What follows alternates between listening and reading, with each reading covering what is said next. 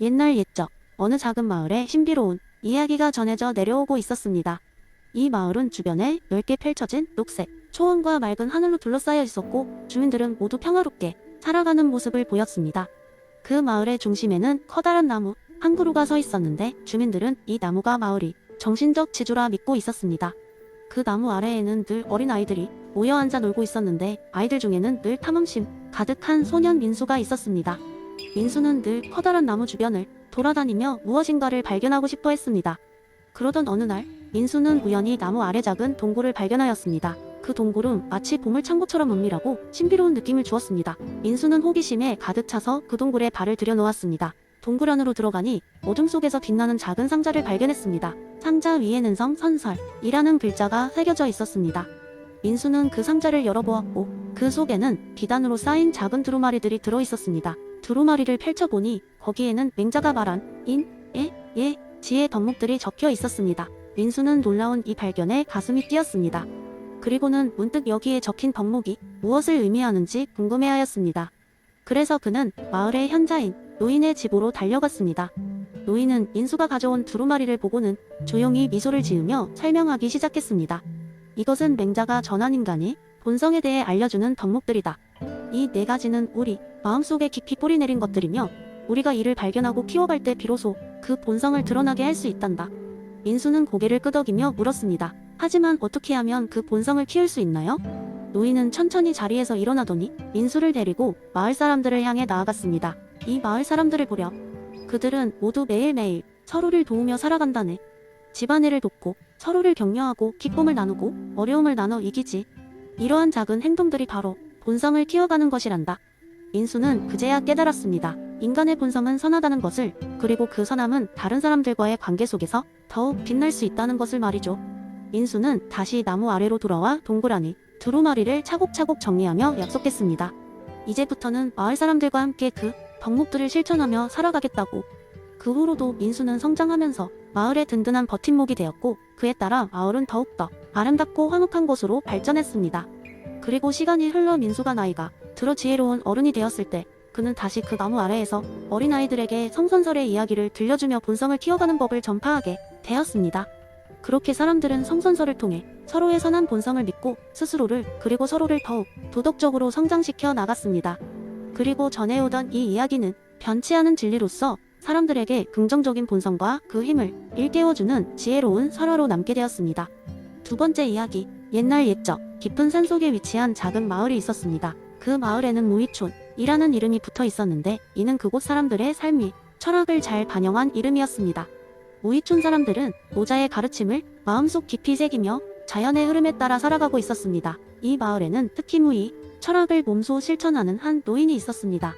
모든 사람들이 그를 자연 할아버지라고 불렀지요. 그는 아주 오랜 세월 동안 버려진 산속 오두막에서 살면서 마을 사람들의 존경과 사랑을 받았습니다. 그의 살림살이는 단출했지만 마음은 언제나 넉넉하고 평화로웠습니다.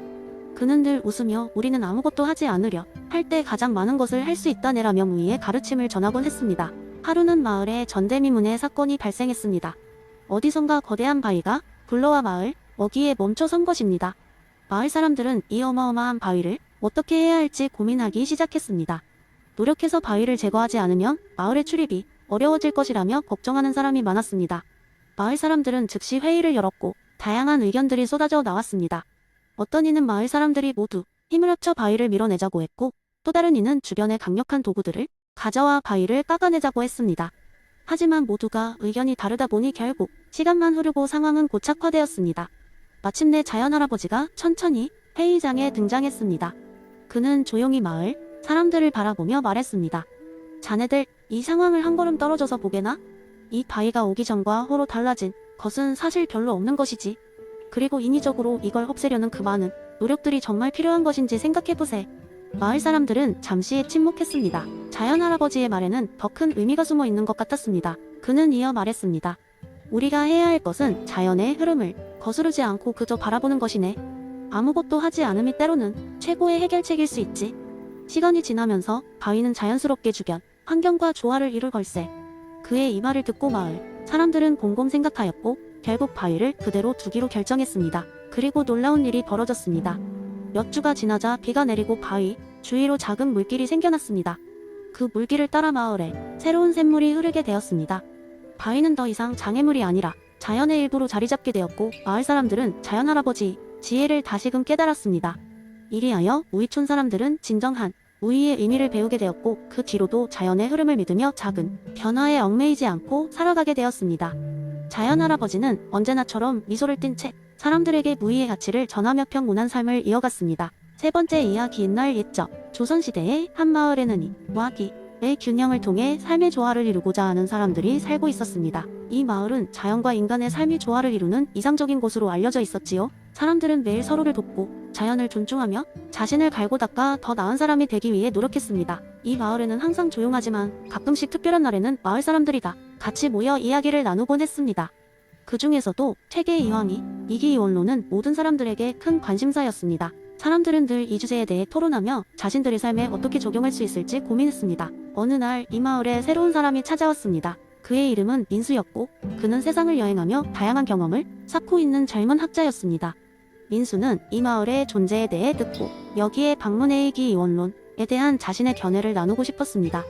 마을 사람들은 민수를 환영하며 저녁이 되자 모두가 모여있는 마을회관으로 그를 초대했습니다. 그곳에는 아이부터 어른까지 다양한 사람들이 모여 있었고 그들 모두가 민수가 어떤 이야기를 들려줄지 기대하고 있었습니다. 민수는 사람들이 다 모였다는 신호를 받고 이야기를 시작했습니다. 그는 먼저 자신의 여행과 다양한 문화에서 경험한 것들을 읊조렸습니다. 그러고 나서 그는 퇴계 이황의 이기이원론을 어떻게 자신의 여행과 비교할 수 있었는지를 이야기하기 시작했습니다. 저는 이 여행 중 만난 많은 사람들의 이야기와 가르침에서 찾았습니다. 민수가 말했습니다. 사람들마다 가진 보편적인 진리와 원리가 있었어요. 그들은 각자의 방식으로 도덕적이고 윤리적인 삶을 추구하고 있었습니다.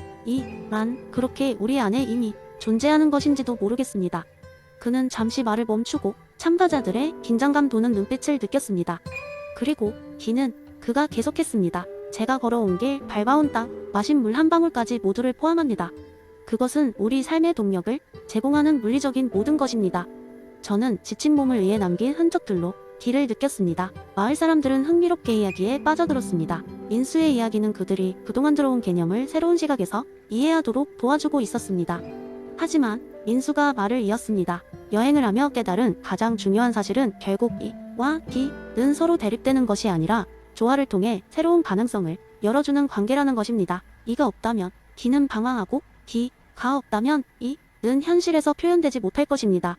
민수는 이야기를 마치며 말했다. 그러니 저처럼 여행을 떠나지 않더라도 여러분의 마음속에서 새로운 관점을 찾아보세요.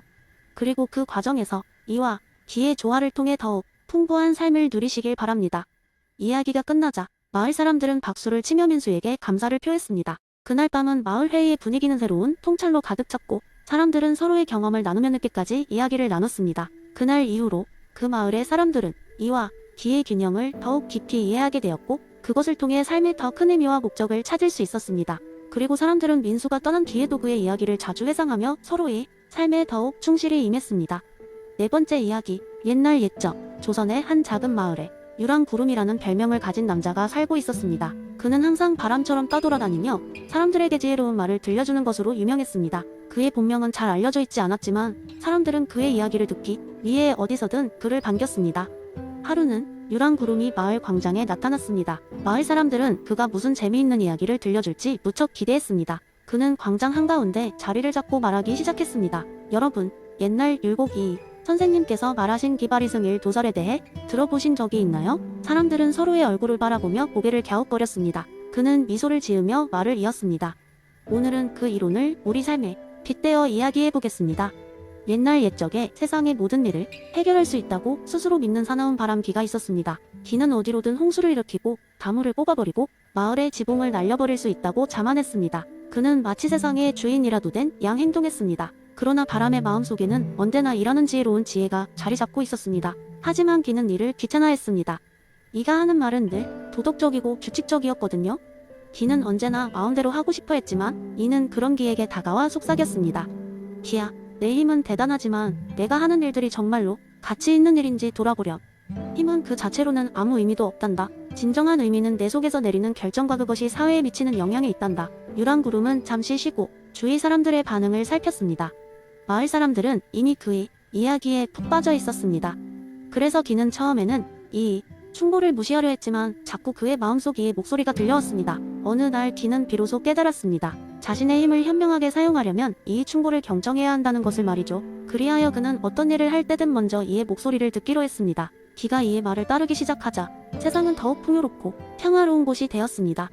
바람은 때때로 강하게 불어 경제적 발전을 돕기도 했지만 그 강한 바람이 사람들에게 해를 끼치지 않도록 주의했습니다. 기가 이의 원칙을 따른 덕분에 마을 사람들은 그의 존재를 감사하게 여겼습니다. 다시 현실로 돌아온 유랑구름은 말했다. 율곡이 선생님은 우리에게 기와 이의 균형이 얼마나 중요한지 가르쳐 주셨습니다. 이 이야기처럼 우리는 우리의 힘과 재능을 어떻게 사용하느냐에 따라 세상을 해롭게 할 수도 이롭게 할 수도 있습니다. 언제든지 우리 안에 이를 들으십시오. 그럼 여러분의 기가 가장 빛나는 순간의 올바른 길을 찾을 것입니다. 마을 사람들은 유랑구름의 말을 듣고 큰 박수를 보냈습니다. 그의 지혜로운 이야기는 그들의 마음속에 깊은 인상을 남겼습니다. 그리고 그날 이후로 마을 사람들은 기와 가의 조화로운 관계를 생각하며 자신의 행동을 돌아보곤 했습니다. 유랑구름은 그렇게 또 한 번 사람들에게 중요한 교훈을 남긴 후 다음 마을을 향해 바람처럼 떠났습니다.